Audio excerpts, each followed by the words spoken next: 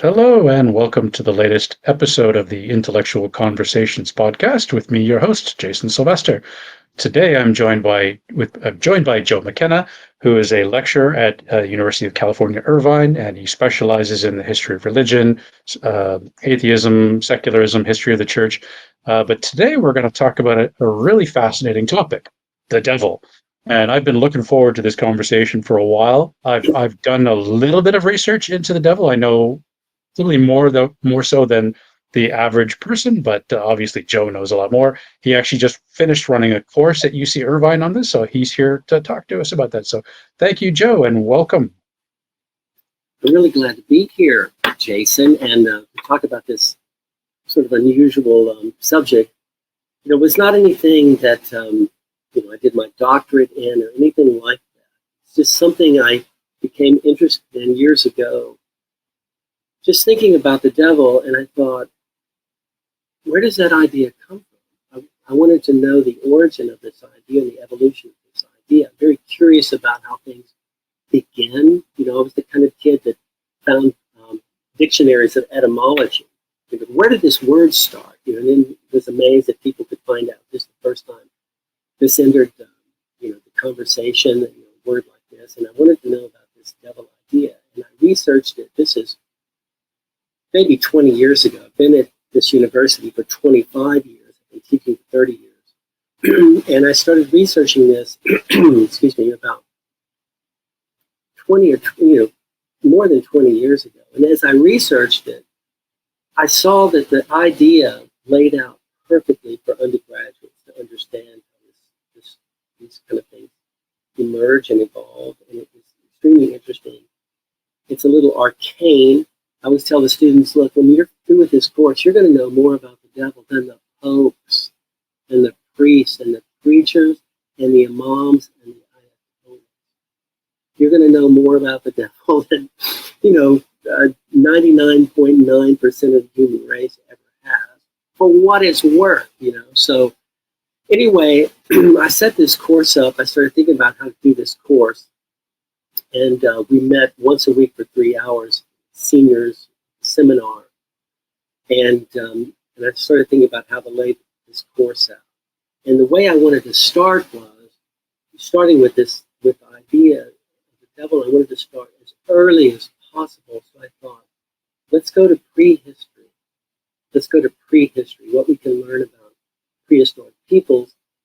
And from that, you don't get much in the way of physical remains of past cultures on the devil idea. That's one way we can learn about prehistory is archaeology, but also through anthropology, observation of isolated Aboriginal tribes, reports on these people that go back 500 years and more, actually, even in antiquity, where somebody's encountered other people and they write down what they're doing, what they're seeing.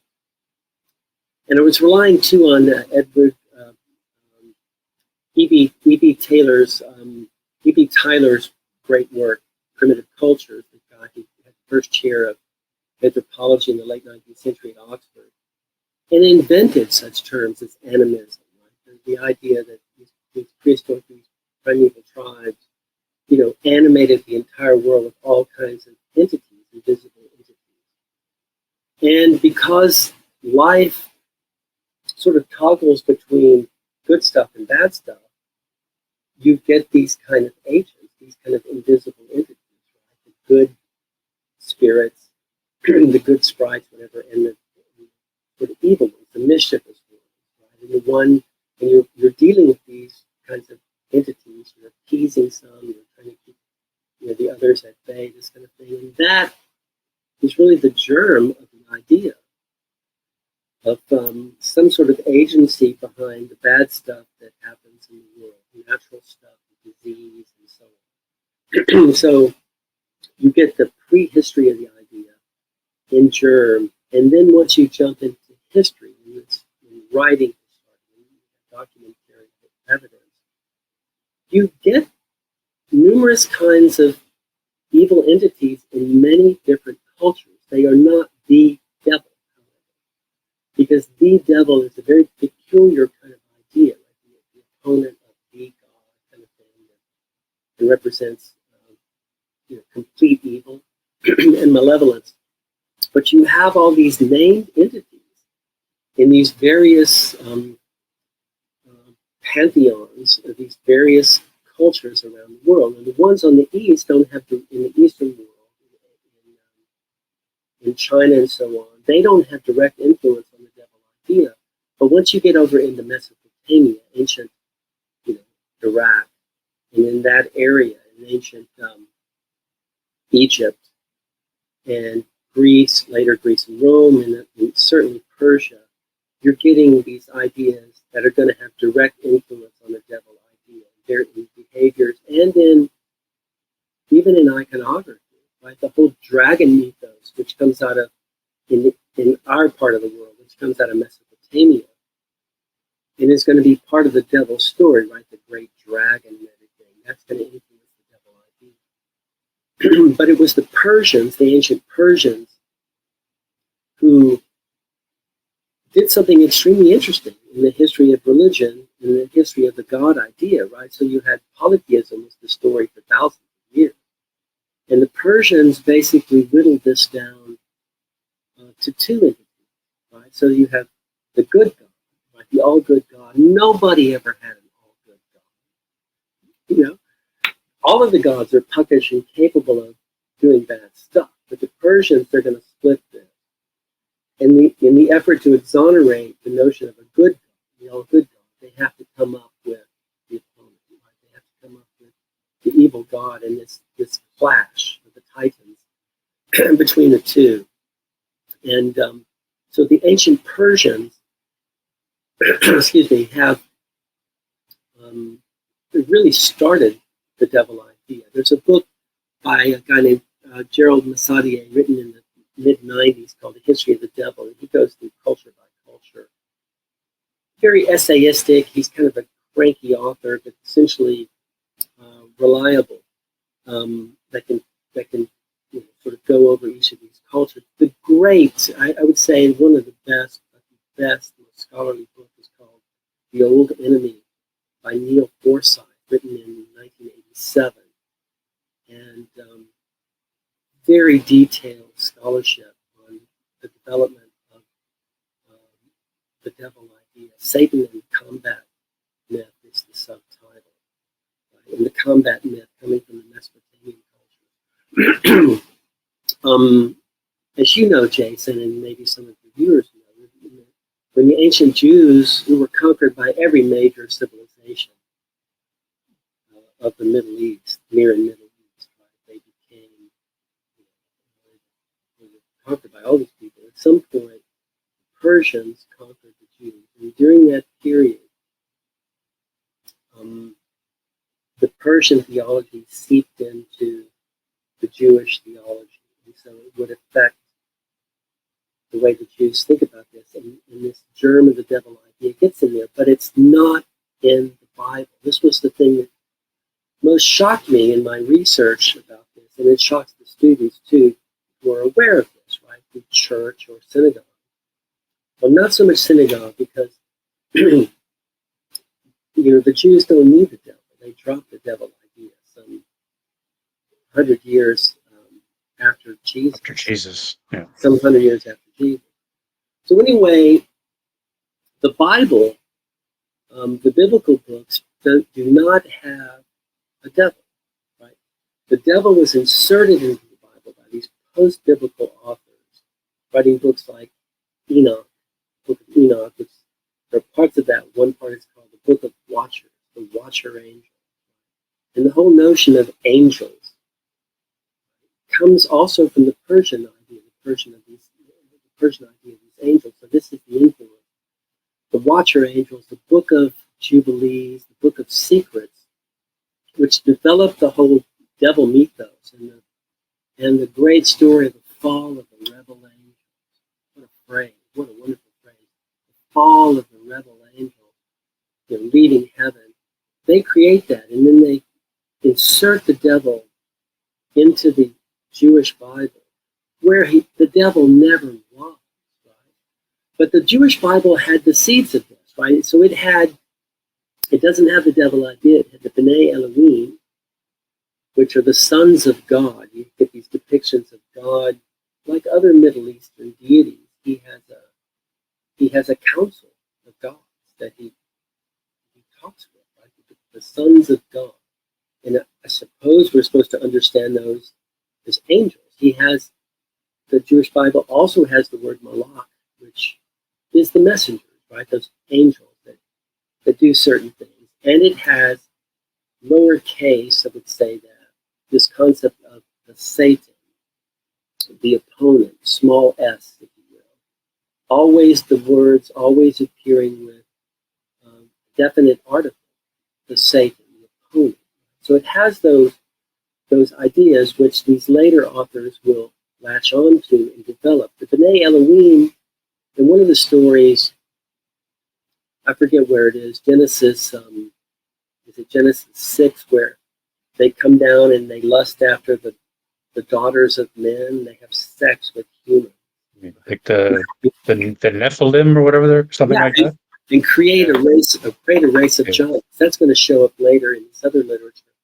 And you have the Malach doing some of God's dirty work. One of the reasons God doesn't need a devil in the Jewish Bible, or the other monotheists that don't have a devil, is God is perfectly capable of doing the bad stuff too. Right? And there are scriptures in the Jewish Bible that say that kind of thing. Right? I do good and I do evil. I do it all. But there are some cases where the Malach get the dirty work, right? So God will send an angel of death in the killing of the firstborn of Egypt. Or God at one point there's a census that David takes, King David. This is related in both Chronicles and I think one of the Samuel. And God gets mad at David for taking the census of the people. Why did you take a census? I didn't want you to take a census of the people. Even though God provokes him to take the census. And in his anger, God sends this angel of death, this Malach, and kills, I think, 70,000 of the Jews, of the Hebrews. And God has to actually kind of stay the arm of this angel who's really getting into it. God kind of says, that's enough, okay, that's enough. So you get these elements of these other characters, the B'nai Elohim, who slip up and have sex with human women, the Malach, who are capable of doing God's dirty work and killing humans in this way. And then you have this character who seems to be in the council of God as kind of a prosecutor character, Satan, the opponent, who is kind of like the devil's advocate in the group who says, well, let's try this. So you have the rough stuff there that these other writers will weave into and create, and as I said, project back into the Jewish Bible this devil idea of what he ever was. So when you get into and the reading in the Book of Watchers and Jubilees and Secrets is so interesting and kind of fun. The notion of the rebel angel, this one rebel angel, which is going to be our devil. Why does he rebel? The motives are different across the literature and over centuries. So this is starting in about the 3rd century BCE, and evolving as it moves toward. That was one of the questions I wanted to ask you. So where we have the angels in the Bible initially, are these original to Judaism, or are these influences from the Persians that have seeped into those passages? And I think the scholars are going to say the latter. That once they are exposed to Persian theology, the Jewish thinkers are introducing those ideas. Okay. Even those ideas weren't original to Judaism, or even like those angels that were there. They're coming later after the Persian exposure. They're after the Persian okay. exposure by the angel. Okay. So I was looking last week. I had originally, for some reason, I thought the Book of Job was like 800s, like first Isaiah kind of contemporary period. And then I saw that no, it's actually like contemporary with the Second Temple era and the Persian the exposure to the Persian dualism. So then, is Satan in the Book of Job? Then this is now contemporary with what's going on, the influence they're getting from the Persian Zoroastrianism. So the Book of Job is post Persian exposure. It is. I mean, it does have a late date. I know that, and Okay. scholars even wonder if this was a Jewish author at all. This story might have been taken whole cloth from some other culture and just put into Okay. the Bible. And you think about the biblical books, is we don't know who picked them and who arranged them in the order they're in. We don't know that, right? And remember, there's a book, as thick as the Jewish Bible, called the Other Bible. It's called the Other Bible, and it's as thick as the Jewish Bible. Of all the books, some contemporaneous, some a little bit after the Bible, that were influential, Excluded. as influential as the biblical books, but got excluded, and we don't know why. Right? So we don't know. In some ways, you can make some guesses, but you don't know why the canon of the Jewish Bible was what it was. But there are questions about Job, and many of these books, as you know, Jason, they were thought to be very old, and then the scholarship discovers they're much more recent. A big part of that is the anachronisms that are found in the text that are not, that just disclose this could not have been written in whatever 1300 BCE. This was written in 500 BCE, something like that, because of the things that are mentioned with people and things mentioned in the text. So, because the Job, the opponent character is not the devil. I don't know that we can attribute that to the Persians. The whole Council of God thing seems to be something that's going on in the Middle East and Near Eastern religions anyway. God has this council, and that's where the opponent appears. God with the B'nai Elohim, it's in the council, and then the Satan comes through and makes this. When God asks him questions about where have you been? What have you been up to? As if the omnipotent, not omnipotent, the omniscient God doesn't know exactly where he's been. But anyway, so it's a great story, the Job story. Raises a lot of issues. Yeah. There's what you mentioned, the census, and now from what I know in my research, the only instance in the Hebrew Bible of Satan acting independently is 1 Chronicles 21, which is a reimagination of that census, where instead of David conducting the census, Satan with a capital S is the one who inspires David to do it. And that is the only passage in the entire Old Testament / Hebrew Bible where Satan is a capital S, is an independent character. And as you and I know, Chronicles in the Jewish Bible is the last book, but obviously in the Christian Old Testament, it's more in the middle. But in the Jewish Bible, Chronicles is last. So it's only at the very, very end of the Jewish Bible you see this Satan has evolved from the obstacle to Satan with as a proper noun.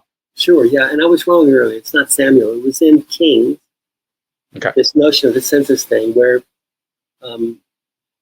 God is responsible for this thing, and then and this is one of the few instances where we can see where a second writer has read an earlier writer of the biblical book, because the writer of Chronicles has read Kings and he corrects it, as you say, corrects it.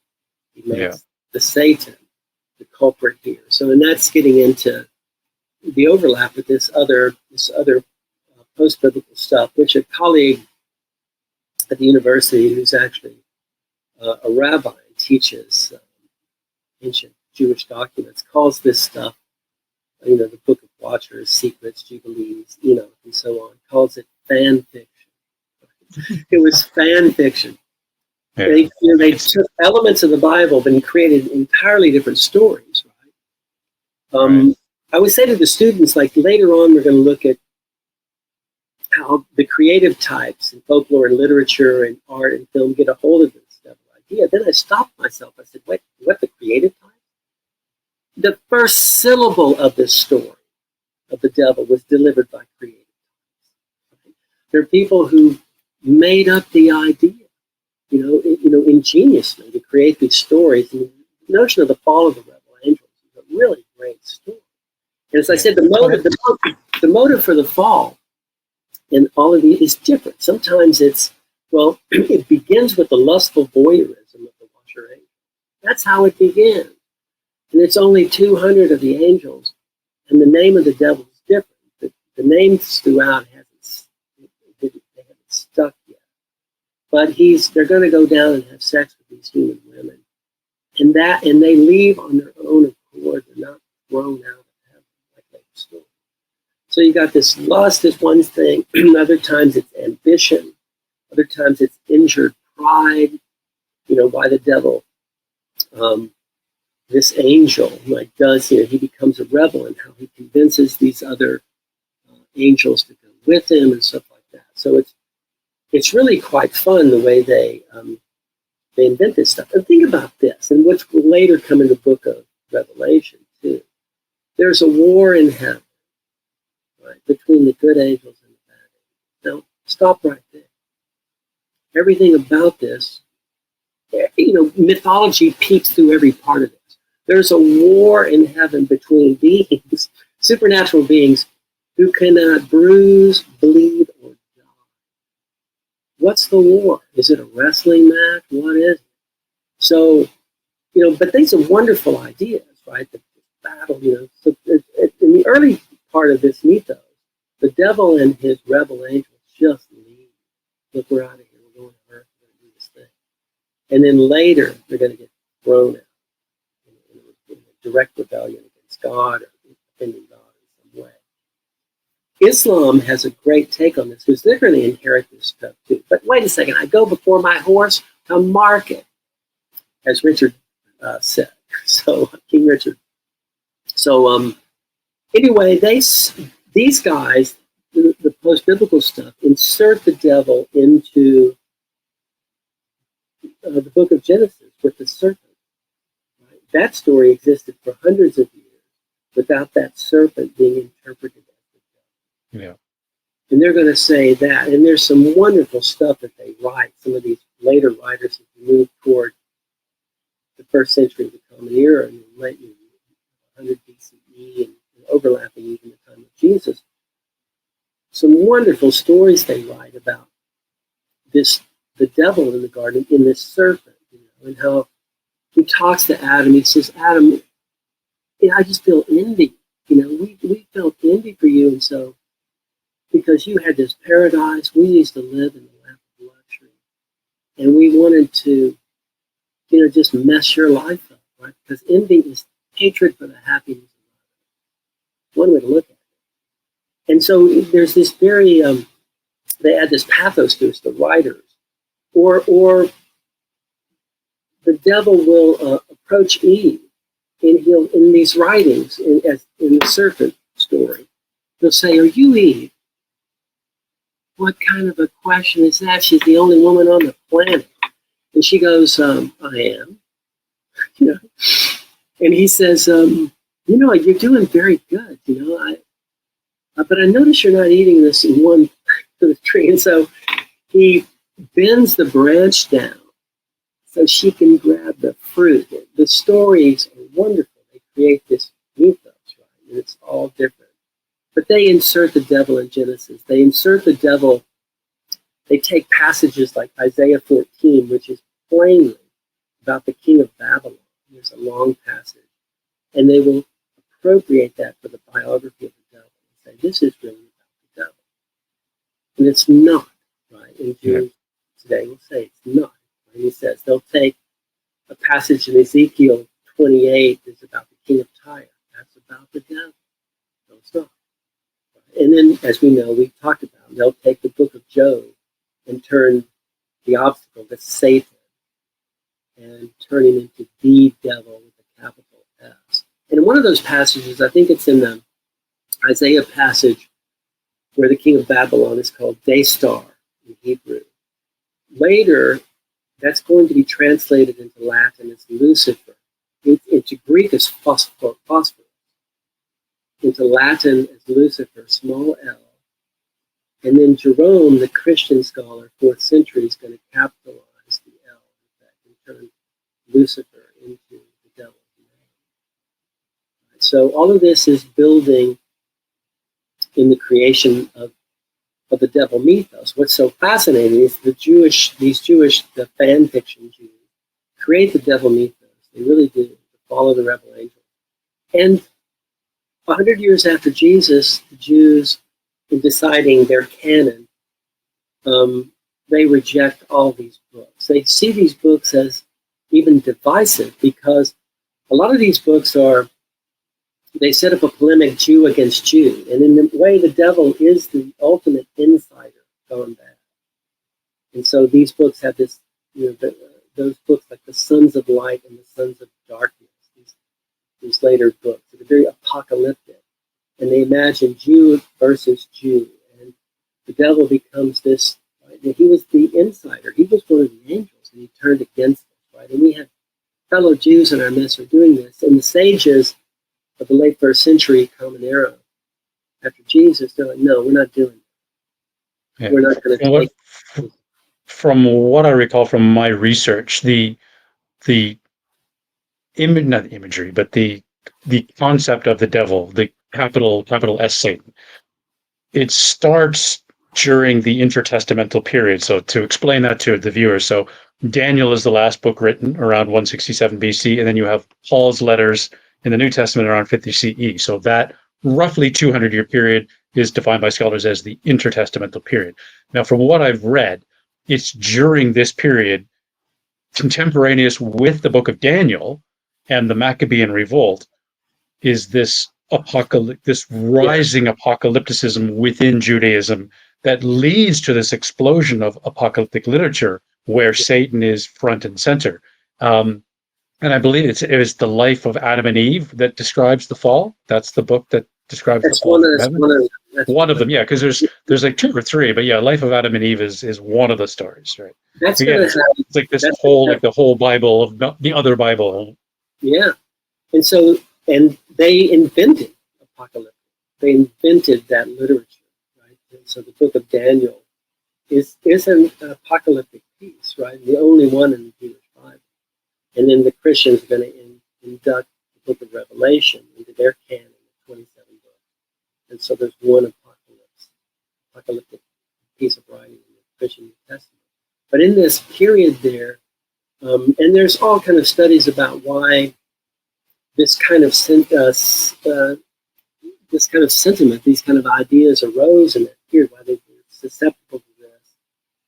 And but anyway, that's going to get into the whisker weeds of what we're doing. But those are important works. The thing to realize about the books that were written in that period is they were influential.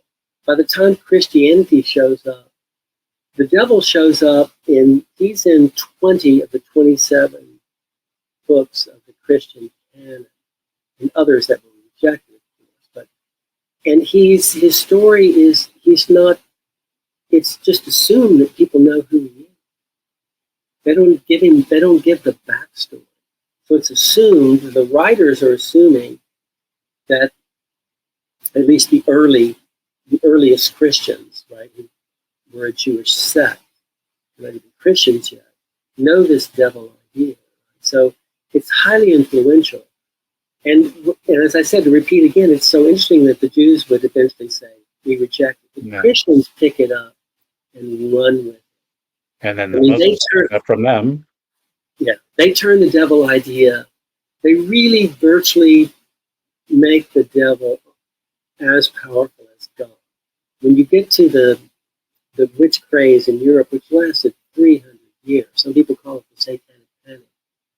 We had a little blip of it in America with Salem. They had 300 in the 80s. Years. And in the 80s, the crazy thing that happened in the 80s in America when people said there were all these satanic cults and sacrifice and all this stuff. It was a bizarre thing. But the Christianity turns the devil into a very, very powerful entity. something that could never occur in Islam, and didn't. They had the devil idea, but they never elevated the devil to anything that could approach the omnipotence of God. So you have, so in the course we go through, we look at every instance where the devil shows up. Excuse me, in the New Testament. In 2 Peter, one of the letters, and in the letter of Jude, there are virtual quotations from like the Book of Watchers, Jubilee, and Secrets about the fall story. You know, when the angels rebelled and all this stuff. So you know that the writers of these books, anonymous, notwithstanding the names that are attached to the book, are wholly aware of this literature, this post-biblical Jewish literature they're using. They're virtually quoting. And so the devil gets in, he's in the Christian story, right? And once the fathers of the church, right, those Christian intellectuals in the 2nd to 5th century or so, and they wrote a lot of stuff, and they're amplifying the devil's biography. They're enlarging his biography and amplifying his power too. And they're the ones, like people like Tertullian, he's the one who uses the word Lucifer, and Jerome, who I said capitalizes it to create Lucifer, the name. And they start developing sort of early demonology.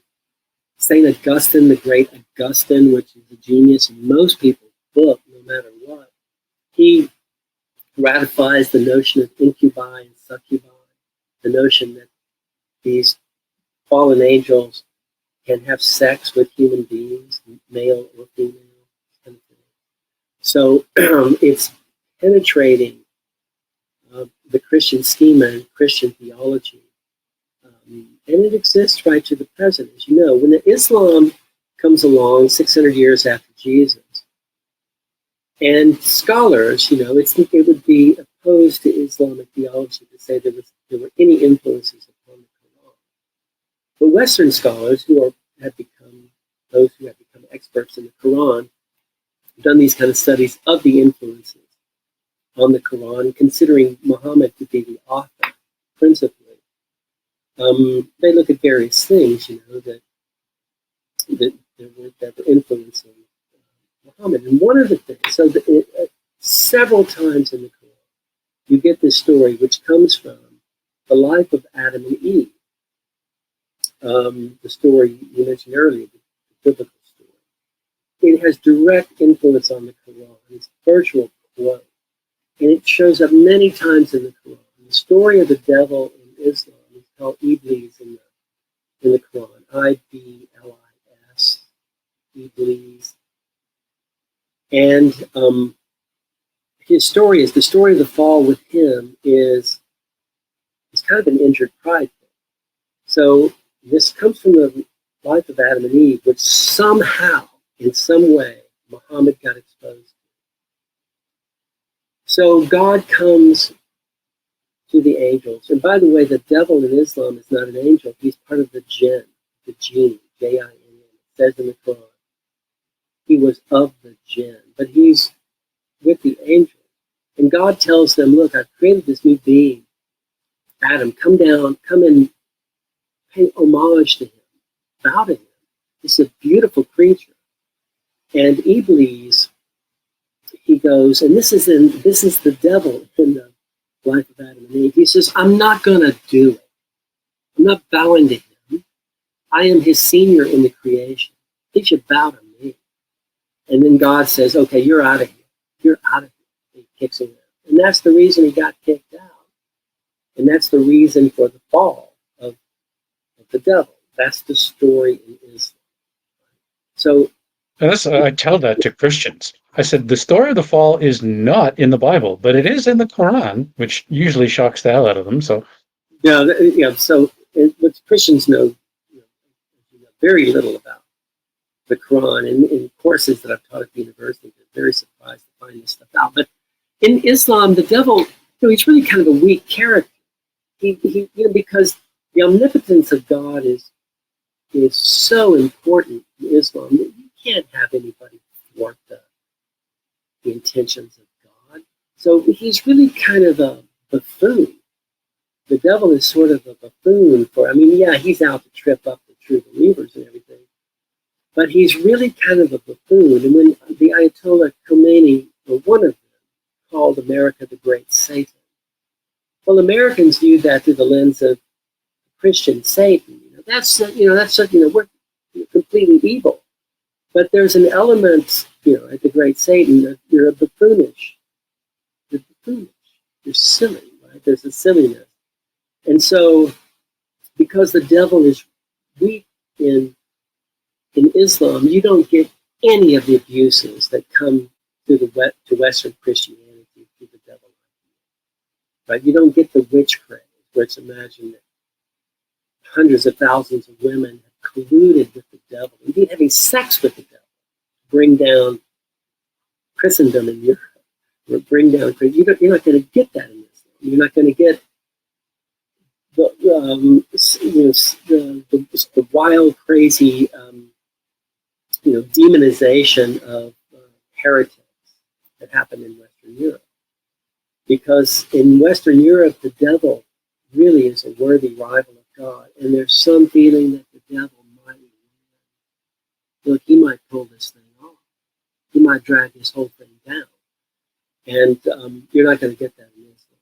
So the next phase of the course, and you can jump in here with anything, is what I wanted to look at is the effects of the devil idea. So you have this idea existing in the world that's supposed to be a representation of evil that in itself creates evil. But the devil idea itself has bodies in its way. And so we looked at, there's this great book by Joshua Trachtenberg written in the 40s, when the Nazis are afoot in the world. He's writing this book called The Devil and the Jews. And the scholarship is impeccable of how the Christians demonized the Jews, sort of literally, right? The spawn of Satan, and the children of Satan, because they rejected the Messiah, or they rejected Jesus as the Messiah. And so Trachtenberg details centuries of abuse by the Christians toward the Jews as being these agents of Satan. So we look at that. And by the way, the book of Revelations has these two phrases, the synagogue of Satan, where Jesus is talking to the believers and he says, they say they're Jews, but they're the synagogue of Satan. Right? So the anti-Semitism begins in Christian literature. Like the Gospel of John, which has the phrase, the Jews, something like 72 times. Like Jesus' enemies are now the Jews. Right? And the synagogue of Satan in the book of Revelation, the fathers of the church have very anti-Semitic things to say. Those same writers I talked about with the devil. So the anti-Semitism is woven into Christianity and therefore into Western civilization. In this book, so we look at that, Trachtenberg, and he reproduces woodcuts through the centuries of various things. The engravers who, it's a skill. You have to engrave backwards onto wood and ink it to put on paper. And these images of this Jewish mother gave birth to piglets, or the devil and the Jews doing one thing or another. So we look at that. Then we look at the targeting of heretics. Norman Cohn wrote a famous book called Europe's Inner Demons about the use of the devil against heretics and witches. And then, of course, you have the witch craze, many just mountain of literature on this. And where it's imagined that the devil is afoot in Europe and he's enlisted mostly women. There were some male witches, but mostly women, as we know. And they executed conservatively, they say, 100,000 women and girls. And there were no witches. There were none. There was zero, which is why we call it a witch hunt, right? To search for a culprit when there's nobody to blame. And so these are the effects of this devil idea, real effects. I don't know if you have any. Yeah, and I've seen memes about that, like about how people, like, how about take responsibility for your life instead of blaming it on Satan. Even Pope Francis, um, Francis has blamed the devil for what's going on in the world and with the Catholic Church. Like, how about you just take responsibility for what the Church is doing instead of blaming it on some fictional character? Well, and when you get to the critique of the devil idea, that's going to be part of it, because it has a mystifying effect. Even the word evil sometimes, I think, has a mystifying effect. We need to look for the proximate causes of these bad things, the close and proximate causes, right? You don't just say, "Oh, the devil's behind world starvation. The devil's behind, whatever." The problem is, look at the proximate, real world causes of these things, and not the supernatural supposed causes. It's so interesting about the witch craze, and this is the beginning of the secularism in the West. So once you get into the 18th century and the Enlightenment, it's almost like a light switch. So for hundreds of years, people are believing in witches, and then all of a sudden, nobody believes in witches. So it's extremely interesting that the movement out of leaving this sort of credulous phase of witchcraft, and then the end of the witch craze, where some of the judges. The scary thing about the witch craze is all the intellectuals of Europe, most of them were part of this. That's Norman Cohn's insight, is that the whole thing was created by the intellectual class and foisted on the underclass. The whole notion of the devil being one thing or another. And the intellectuals, the PhDs were part of it. The judges who were presiding over these witch trials, they were part of it. But what started to happen is a few people, there was a Spanish judge who says, "Look, I don't think any of these people are, I think we're killing innocent people." And that's the beginning, the seeds of the skepticism, the salvific, the saving skepticism that brings Europe out of this, basically a mass delusion, which is a very scary idea, that you can get all these people to believe in something that is not true, that is not even true. It's very spooky. You mentioned earlier something that triggered something for me, so maybe you can talk about this if you know about this. Somewhere I read it. It may have been in The Birth of Satan by T.J. Ray.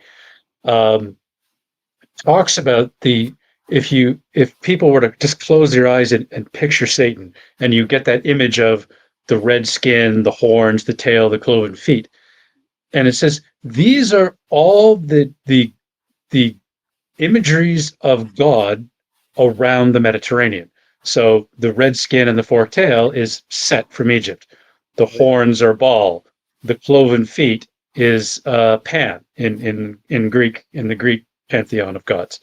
And so what has happened is, as Satan is evolving and as Christianity is moving into these, as it's expanding outwards from Palestine, and it's coming in contact with these other cultures, it's taking the imagery of their gods and essentially stapling it onto what Satan is supposed to look like, to scare them out of stop worshiping this false god because he's evil. So have you come across that as well in your research? Yeah, no, that's exactly it. That's true. And I didn't even get into the iconography of the devil, because Christianity, its theology of other religions, its theory of other religions, was that the gods of other religions were the fallen angels.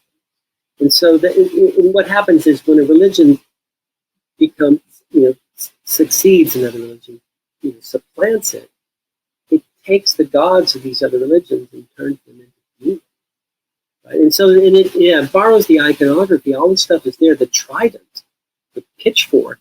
Yes, the trident as well. Yeah, okay. Yeah. And Pan, you mentioned Pan, the horns and the color,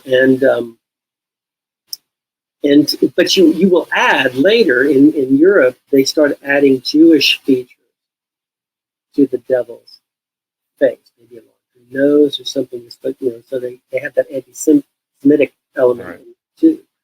But in the devil iconography, they're borrowing, and even from Norse mythology, the foreign gods and so on. Yeah. They're Well, yeah, borrowing stuff. like Beelzebub is Baal, right? Like, so they're taking Baal, the Canaanite god, and making him a demon. Yeah. And those names do show up in that post-biblical Jewish literature. They're trying to find all these names for the devil, and they're borrowing from these other cultures to give them these names like Beelzebub and other names.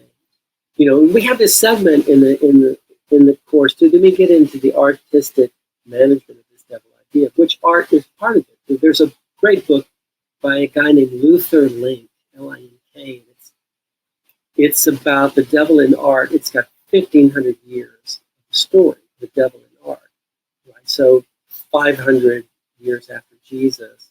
And really before that, these other characters, though, we have to emphasize, and these other gods are not the devil. They're just the Christians who borrow these ideas in the iconography of the devil. But devil art in Christianity begins maybe about 500 CE, and it continues to the present.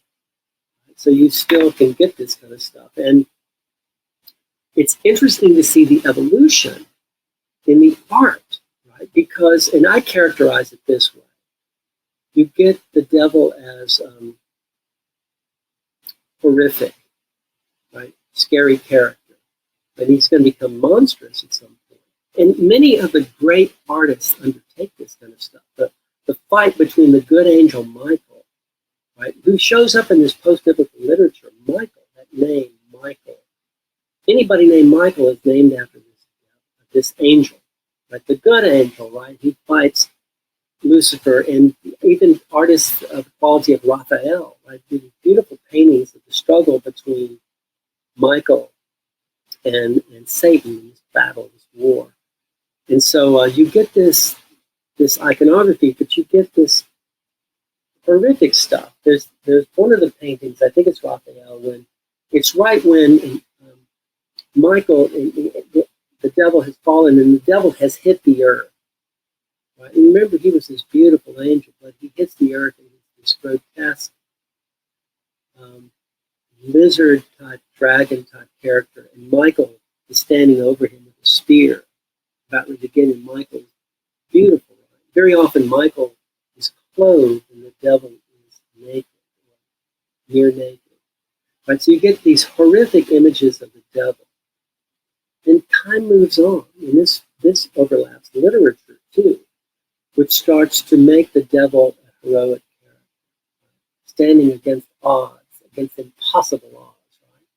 And so in art, and we're thinking, like William Blake, but others, he starts depicting the devil as this very beautiful character, even in the fallen devil. He's heroic, he's beautiful, he's muscular, he's naked, he's completely muscular and beautiful. And you get that phase. And then in the 20th century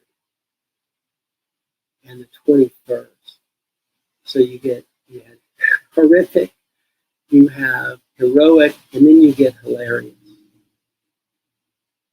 They're hilarious. They're lampooning the idea. And so the devil could be a car salesman, cheesy little pencil-thin mustache and little horns right here, loud 1970s suit. And the devil could be barbecuing in his backyard, souls or something. They're ludicrous and they're lampooning the devil idea. And I think the correlation is with the decline of belief in the devil. Right? Even those that are making the devil a heroic character, we have to wonder, did these artists really believe in the devil? And by the time you get to the ones who are lampooning the devil, and I saw a whole exhibit on this. Actually, when I was researching this, there was an exhibit out here in Southern California, The Devil in Art. And it was contemporary artists. So it wasn't the history, and they had many, many different things, and they're all pretty funny, lampooning the devil idea. And I went to see that, and I got the book. And in the course, we look at a slideshow, as I said, of examples from 1,500 years of art, like an art, and there's statuary too. What's so fascinating is in Europe, you may know this, but others may not, in some of those 1,000-year-old cathedrals, they have devil characters in the statuary, in the columns, top of the columns. They have anti-Jewish statues too, but these artists, the architects working with the sculptor, put the devil on the columns of these ancient churches, right? So the devil, it's gotten amazing attention. I mean, and really, in a sense, it's one of the best ideas anybody ever came up with. The devil idea. It's such an interesting idea. The ultimate opponent that challenges. Caused a lot of unnecessary mental baggage for people though over the centuries. So. It's, and I mean best in a way, not as a good idea, right? In a successful idea. Let's put it that way. It's an idea that's extremely successful. It's still with us. 4 billion people claim to believe in it. Right. The Christians and the Muslims. That's a lot of people claim to believe in the devil. Now, the vast majority to me, it's not the vast majority. There's only 8 billion people on the planet, so the other half say it's the devil. And there are monotheists in that crowd, too. The other thing I'll say about art, and I did not know this, right?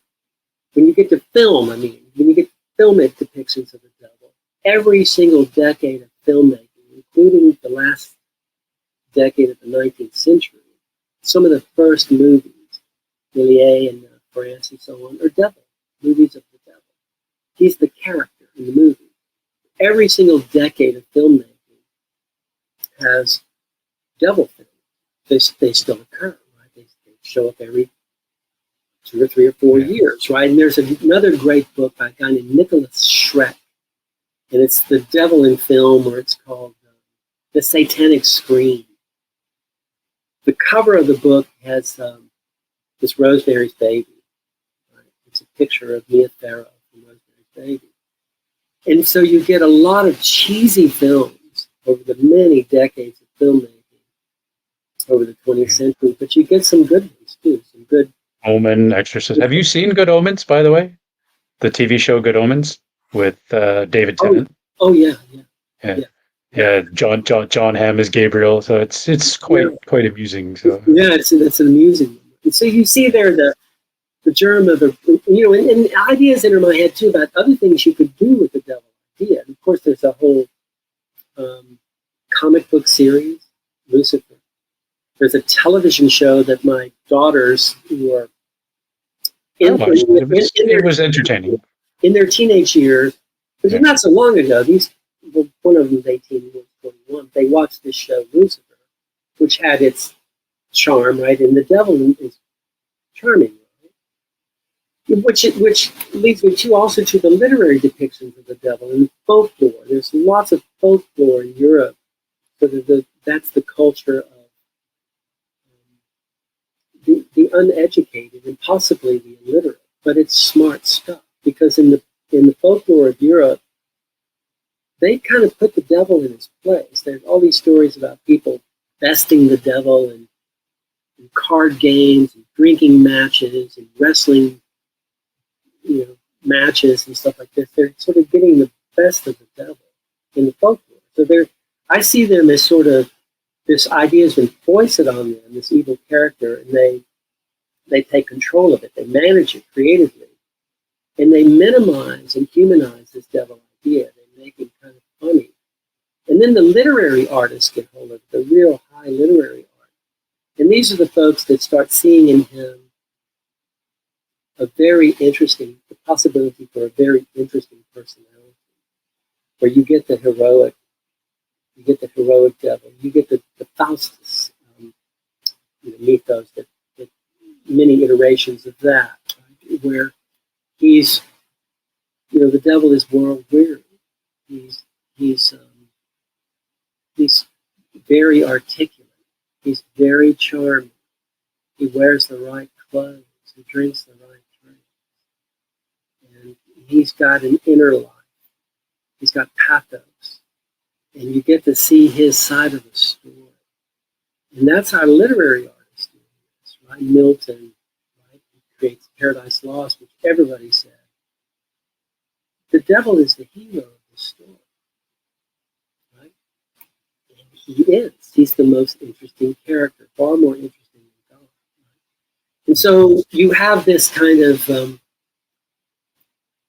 the devil idea. So I say it's a successful idea that many creative can get a hold of this and do something with it. You know?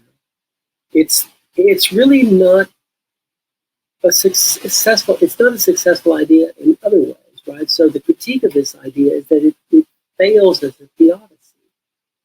The Persians set it up to exonerate the all-good God by saying that all the evil stuff is the bad God. Who created the poisonous toad? Well, that's the evil God. Who created the beautiful irises, the flowers? That's the good God. Who created the Ebola virus? That's the bad God. Right? So they divided up. But Persia had an equality of power, really, between these entities. In the Christian schema, or the Muslim schema, God is all powerful and the devil isn't. So the devil cannot exonerate the all powerful God. It fails as a theodicy. Why does God let this devil do his thing? We don't do that. We don't let known psychopathic murderers roam free. Human Jews. If we know their whereabouts, we arrest them, right? Or you elect one president. Sometimes we execute them, but we don't let them roam free. So the devil idea doesn't work. And then the other critique is that it's really the inability to accept a pure monotheism. Judaism is a pure monotheism. It can accept. It has a God. It doesn't need a devil. Yeah. All the bad stuff, the buck stops. That's one of the points that T.J. Ray makes in The Birth of Satan, is that Satan is the screen upon which repellent traits about God are projected, and that it's a half-baked idea, it's unfinished, it doesn't answer the question of evil, that it's really, it's like a half-formed idea that, helps to take the blame off God, but doesn't really do, like what you said, like it's kind of a half-formed, because, and there's great memes on Facebook, like, why doesn't God kill the devil? Because then the story would end. Right? And you have to have these kind of critiques of the devil, and there's some very lively critiques of the devil in the 19th century from a guy named Cohen, Bradlaugh, and others. And Elaine Pagels, in her book, The Origin of Satan, she's at Harvard, I think, right, and still there. This is a good book to read, The Origin of Satan, and she critiques the idea. She says Christianity had a way of accumulating enemies its entire history and demonizing. She said there's another tradition in Christianity, though, of, to love your enemies. And we're not going to, you're not just, so the devil idea is like, you're not just mistaken, you're malevolent in your error. You're demonizing your opponents. Right? Well, that's one of the points also that was made in, I believe, in Birth of Satan. It might have been in some of John Collins' books as well from Yale. When Paul talks about, his opponents, he refers to them as Satan, but he doesn't literally mean that it's the devil. He's just using an epithet against the people who are preaching a different Christianity than he is. Sure, but it's still, it's still he's still attributing a certain amount of malevolence to them using that term, Satan. And the larger thing for me in this pursuing the devil idea, and I tell the students this too, you can study one idea and it can teach you things about understanding any idea, or the approach to understanding anything, and how you can do research and find out about this, in the way that these ideas spread into other things. But this devil idea, in studying it, you get into it, it touches a nerve so deep within the system of Christianity, Islam too, really, that everything has to jump in response. Right? So once you start questioning this devil idea, you're starting to unlace this whole apparatus of this theology and this idea of God, which is so tethered to this devil idea too, right? So, because they didn't think it out, they didn't think it through when they had this devil idea, the critiques that come up, they didn't think it through. Celsius, and the early opponent of Christianity, which the Christians suppressed all his writings, he had great critiques of the devil. When did he live? Was that the 4th century or something? Second century. He was second century. He's already there's Origin, because he and Origin were was it Origin? Yeah, Origin did against Celsus. So Origin and Celsus were exchanging. Origin was 3rd century, but anyway, we can check that out. But it's early on, and Celsus was a powerful critic of Christianity as he was getting exposed to it. Yeah. And he writes about the devil too, and he says he sees that it's the old combat myth from Mesopotamia. He says, moreover, if there's a God, if there's a devil, God shouldn't pronounce against believers who come under the influence of this super subtle, highly intelligent being that God has put us in the path of. Right? The devil is far more intelligent than we are. And if we got tripped up by the devil, that shouldn't be our fault. Right? So Celsius is saying this kind of stuff early on. So they never, to my mind, and this is not the demonology, this is the devil idea itself. The idea doesn't work with the larger theology. And so what can you do? I mean, a theist could be like other monotheists. The monotheists could say, the Jews don't need a devil. The Sikhs of Sikhism, they don't need a devil. Baha'i doesn't need a devil. It's a monotheism. Tenrikyo is a monotheism out of Japan. 19th century doesn't need a devil. 20th century Caldai and Vietnam monotheism, they don't need a devil, right? So it might be liberating for a theist to say, I don't need to believe in this idea. It's not required that I believe in this idea. Or they can say it's a metaphor or something like that. Yeah. Well, you mentioned, so jumping back about 30 minutes, you mentioned in your survey or your seminar course, you would go through all of the Bible and all the places they show up. And you reminded me of something that I did in a presentation a couple of years ago. So I pulled it up. There's only one verse, one, in the whole New Testament where Satan actually appears in hell. There's other verses where they mention Satan. There's verses where they mention hell. There's only one verse where Satan actually shows up in hell. So I pulled it up in my notes. It is Matthew 25:41. It's the only place in the whole Bible where Satan shows up in hell. Well, what does it say? Tell me what it says. Let me pull it up on Bible Gateway. Bible. It's just because, like all the other passages, will mention Satan, they will mention hell, but they never mention Satan in hell. Matthew. Well, hell. In the hell idea, I had notes about hell in my original idea of the course. I thought, well, I could go into hell, just the nature of hell, but I decided not to do it. Because, in a way, so the devil is, he's a captive, but he's also the jailer. He's a tormentor, but he's also himself tormented. Right? Yeah. Some of the art will depict him, and this comes from the visions of Tyndale. This is like an 11th century work where the devil is sprawled out on a grill. He's being burned in hell, and he's belching out these souls. He's ginormous. He's belching out these souls all around him. People are being tortured by demons, but he himself is being tortured. Right. Well, it's like in Dante's Inferno. Everybody thinks the Inferno, they hear Inferno, but the devil in the center, was at the 10th level, he's actually in ice. He's not in fire. He's encased in ice. He's cased in ice, yeah. So Matthew 25:41 says, "Then he will say to those on his left, 'Depart from me, you who are cursed, into the eternal fire prepared for the devil and his angels.'"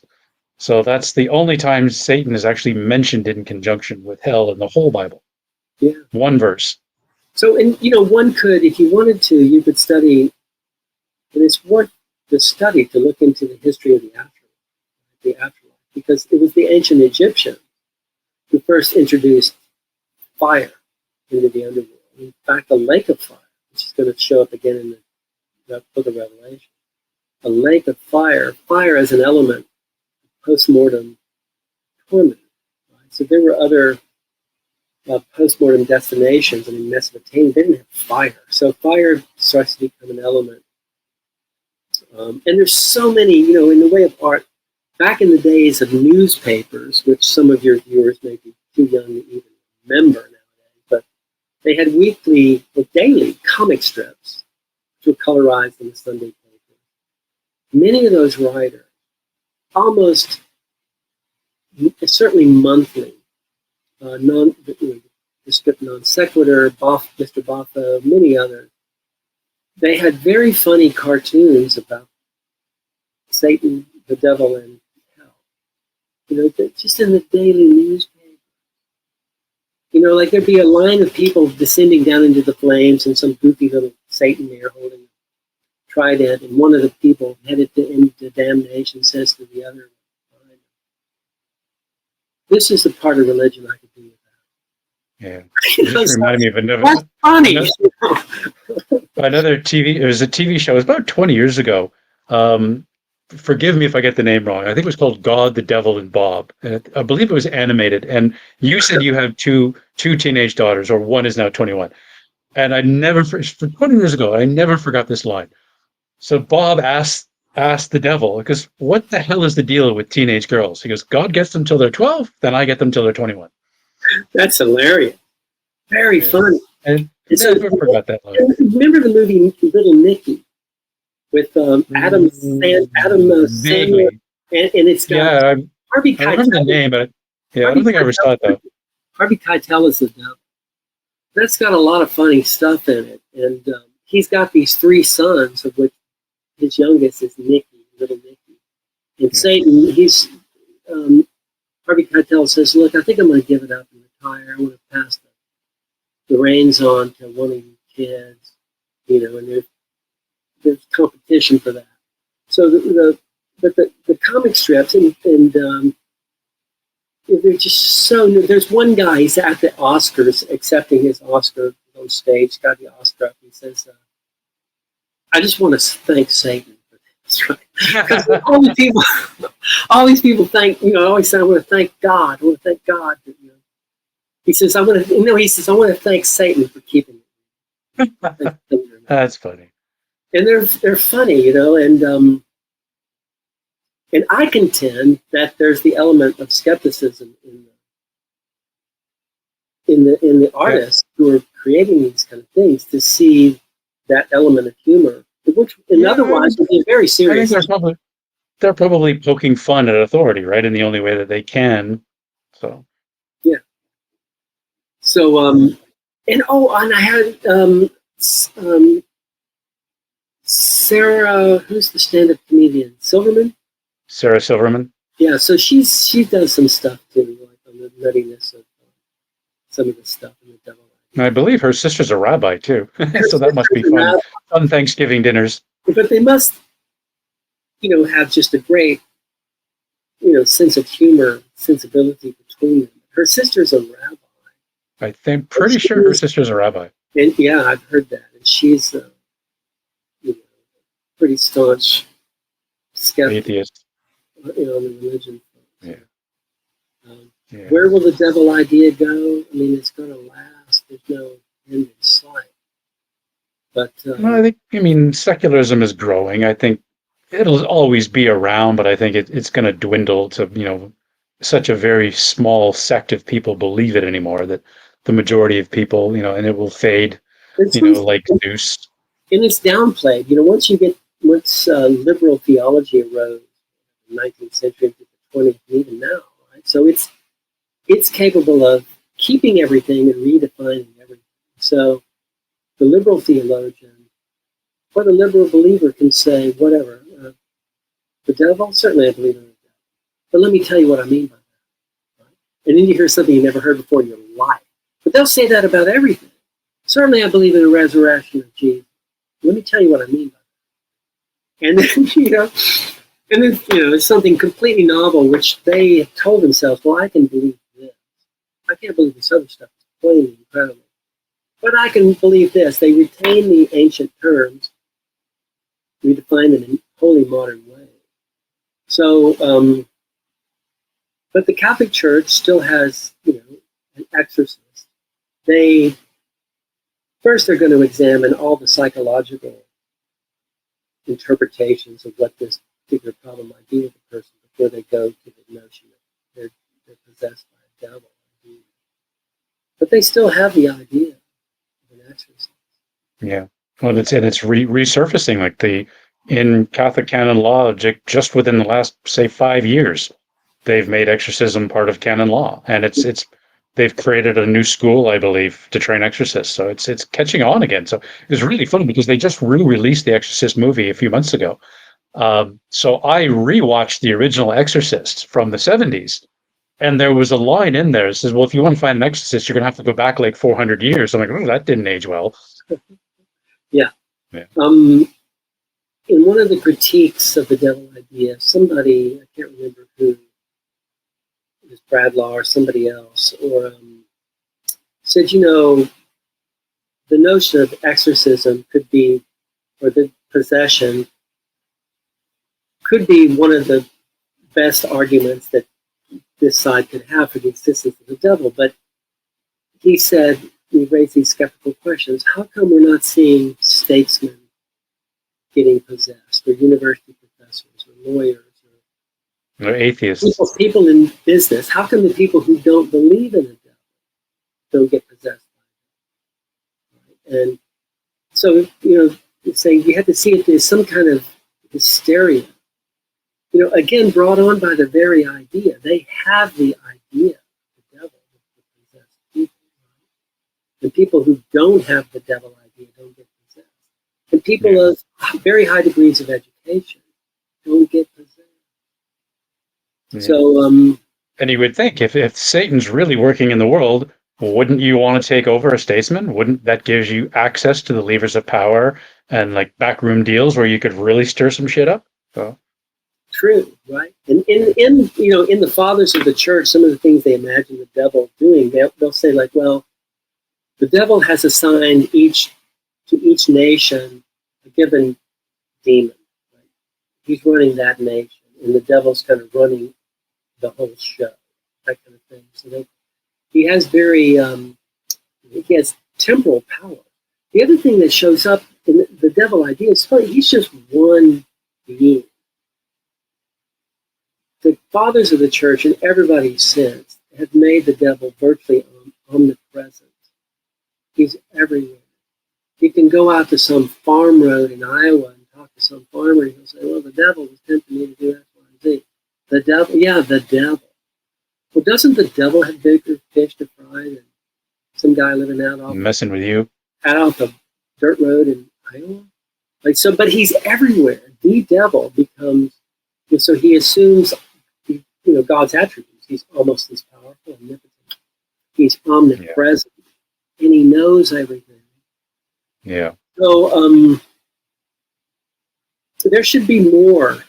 I would welcome, whoever the current, top theologians are in any of these religions to think about this idea and go back and revisit this idea and see how they can interpret it in modern times. Yeah. That's a good. Actually, that brings me to my next question. We've been talking for about an hour and 15 minutes almost, so we should probably wrap up soon. But I do want to touch on this one subject because you mentioned it earlier, and it ties into what you just said. So you mentioned Revelation. So the association with Satan and the serpent obviously is not part of Judaism, right? The idea, we talked about this before the show.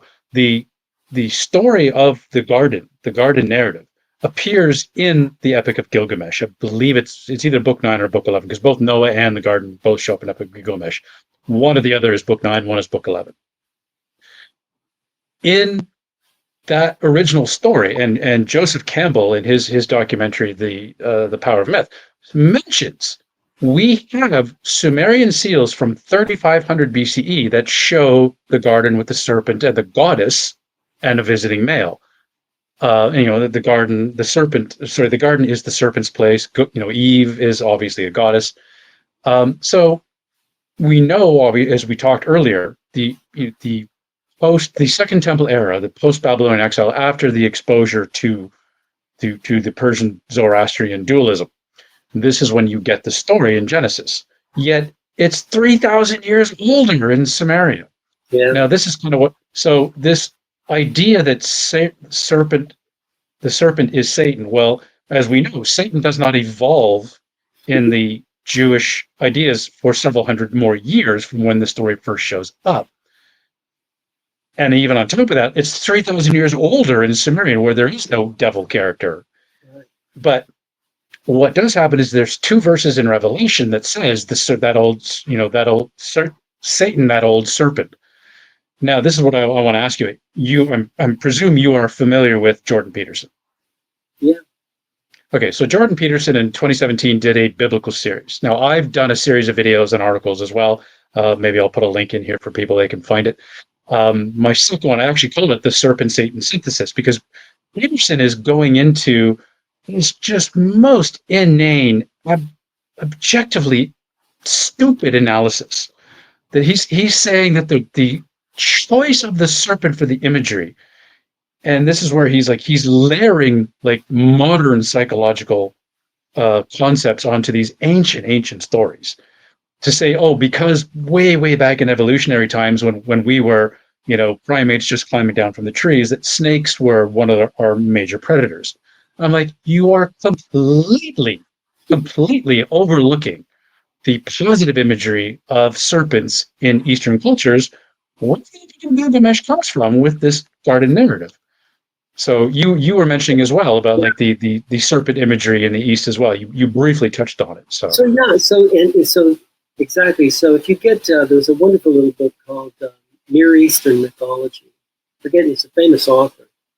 Small book, really good stuff. But the serpent as a symbol in other Near Eastern, Middle Eastern cultures predating Judaism. So, and there's various things that the serpent can symbolize. Sexuality, sensuality, the mystery of the serpent sort of coming out of it, shedding its skin, becoming new. And these are all sort of positive elements. So the serpent symbol is there. It's already being used. The Jews are appropriating in the story, which apparently they got from the Epic of Gilgamesh, because the garden paradise and all this stuff. The first couple, I think the names of the women are similar in translation, like she who makes life, or Eve, or something, whatever it is.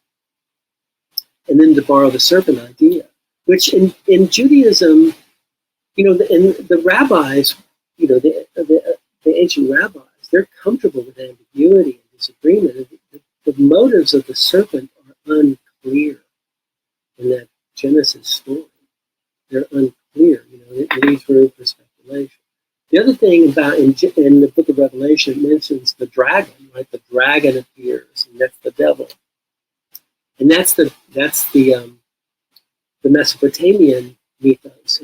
The dragon mythos. I was going to say that goes right back to the Persians all over again and the end times battle.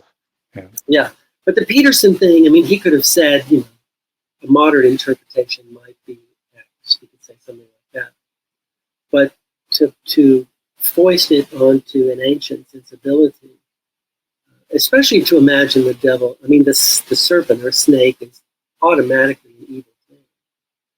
I mean, the dragon of Mesopotamia, that's not a good thing, but the students in my class who are Asian, like the dragons of China, these are benevolent creatures, right? They're not bad things, so, but it's only that a dragon, like in the West, could a dragon be called a bad thing in the book of Genesis. I know we got to wrap this up. We talked too long. I really appreciate you having me on. Yeah, I appreciate you coming on. This been great. Like I learned stuff too. I hope maybe the people watching have learned a few things and maybe like check out some of the books that have been mentioned. So, and I'll put some links in the description as well Some that people links in some can of the find them. books. There is a book that's very readable by a guy named Peter Stanford, who wrote the Devil a Biography.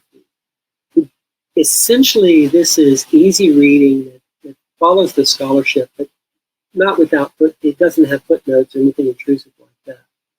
The Yeah. bizarre thing about this book is the author on the dust jacket on the backside assumes this odd pose and black coat in a cemetery. It's just ridiculous. Like, it's ridiculous. And you're like, what is this guy up to? But the book itself is very easy to read. It's the ideas behind it are essentially anchored in scholarship. So it's not a scholarly book per se. It's just sort of easy reading. I'm sure it's a hybrid. And I would, And you know, yeah, like Elaine Pagel's book. You said Origins of Satan. TJ Ray's book, The Birth of Satan. These are all written and easy. They're easy to understand. They're not like heavily. They're not really heavily scholarship. So it's quite easy to understand them, and it gives you that contextual understanding that most Christians or most general people in general, the general public, just don't have of how these stories evolve and change over time. Yeah. So another professor whom I knew, he's deceased now, is at UC Santa Barbara, and they have a religious studies department, and he did his professional work. Many books, Jeffrey Burton Russell, I don't know if you came across him, many books on the devil idea, very scholarly, the devil in the Middle Ages, the earliest stuff, and Christianity and later stuff. And he kind of made his career doing scholarly books on the devil idea. And I didn't use his books in my course, but I used his books to study and to create lecture notes.